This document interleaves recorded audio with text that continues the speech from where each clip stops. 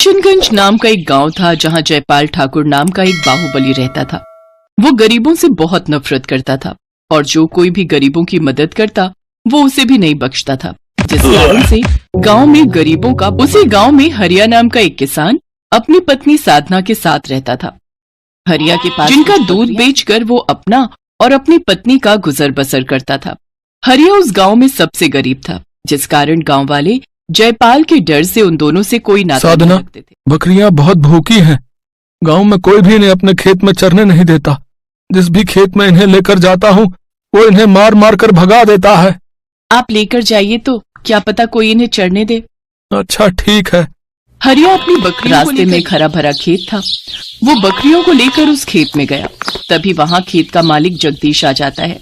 हरिया गरीब कहीं के, तेरी हिम्मत कैसे हुई अपनी बकरियों को मेरे खेत में लाने की?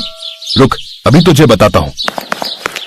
वो हरिया और उसकी बकरियों को 2-3 डंडे मारता है, जिसके डर से वो वहाँ से भाग जाता है।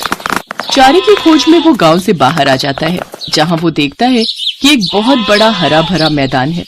अरे वाह, ये तो खूब हरा भरा मैदान है और घास भी कितनी ताजा है। तेरा लाख लाख शुक्र है भगवान, अब मेरी बकरियां भूखी नहीं रहेंगी। उसकी बकरियां वहां जाकर चढ़ने लगती हैं और पेट भरने के बाद हरिया उन्हें लेकर घर लौट आता है और साधना को सारी बात बताता है। चलो अच्छा है जी, कब से बेचारी भूखी थी, कम से कम इनका पेट तो भरा। ऐसे ही दिन बीते। एक रोज दूसरे गांव उन्हें बहुत तेज भूख लगी थी।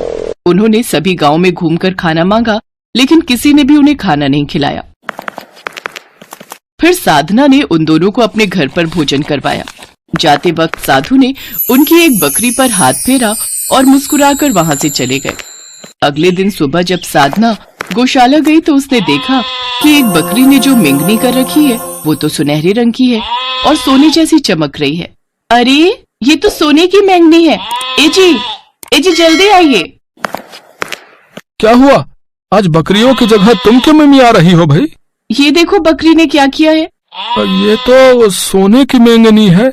इसका मतलब साधु जी ने जो कल बकरी के सर पर हाथ फेरा था वो उनका चमत्कार था और उसी चमत्कार की वजह से इसने सोने की मेंगनी दी है। मैं अभी से बाजार में बेचकर आता हूँ। वो बाजार में जाकर उन्हें बेच आता है, जिसके बदले उसे खूब पैसे मिलते हैं। इतने सारे पैसे अब हम भी अमीर हो जाएंगे जी, और हमारे बुरे दिन खत्म हो जाएंगे। हाँ साधना। अब हरिया उन बकरियों को उसी मैदान में ले जाता है जहाँ कोई उसे बकरियां चराने से नहीं रोकता था। घास खाने के बाद वो सोने की मेंगनी देती है। ऐसा करके वो बहुत अमीर हो गए। गांव में सभी उनके बदलते दिनों को देखकर हैरान थे। न जाने कौन सा खजाना हाथ लगाया उन गरीबों के पास। कुछ महीनों में ही वो कितने अमीर हो गए। मुझे सुनार बता रहा था कि हरिया उसके पास सोने की गोलियां बेचने आता है। पता नहीं कहाँ से लाता है वो इतनी सारी गोलियां। ये बात सारे गांव में फैल जाती है और यही बात ठाकुर जयपाल तक भी पहुंच जाती है। वो सारी सच्चाई पता लगवा लेता है। ए जग्गा, जरा उठा के तो ला उस हरिया की बकरियों को। बहुत अमीर हो लिया वो। जयपाल उसकी सारी बकरियों को उठा लेता है। अब हम क्या करेंगे? लेकिन जब वो बकरियां जयपाल के पास जाती हैं, तो जयपाल उन्हें खूब खिलाता पिलाता है, लेकिन वो सोने की मेंगनी नहीं देती। उस हरिया ने हमें बेवकूफ बनाया। चलो चलो अभी उसके पास इन बकरियों को लेकर। जयपाल उन बकरियों को लेकर हरिया के घर जाता है। अरे ओ हरिया, बाहर निकल। तूने हमसे झूठ कहा कि ये बकरी सोने की मेंगनी देती है। जग्गू, मंगा, इसके झूठ की ऐसी सजा दो इसे कि ये हमेशा याद रखे। नहीं, हम झूठ नहीं कह रहे मालिक, इन्हें कुछ मत करिए। तभी वो जादुई बकरी सोने की मेंगनी कर देती है, जिन्हें देख जयपाल हैरान रह जाता है। वो उन मेंगनी को हाथ में उठाता है तो वो सोने की नहीं रहती। ये सब क्या हो रहा है भाई आखिर?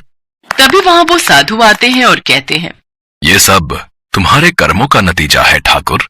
तूने गरीबों के साथ जो अत्याचार किया है उसके कारण ही तेरे साथ ये सब हो रहा है। और तू तो क्या, हरिया और साधना के अलावा जो कोई भी इसकी सोने की मेंगनी लेगा उसके साथ यही होगा। केवल हरिया को ही ये बकरी जादुई मेंगनी देगी। जयपाल को सब समझ आ चुका था। अब उसे अपने किए पर बहुत पछतावा था। उसने अब गरीबों पर अत्याचार करना बंद कर दिया और हरिया, जो गांव का सबसे गरीब आदमी था, अब वो उस गांव का सबसे अमीर आदमी बन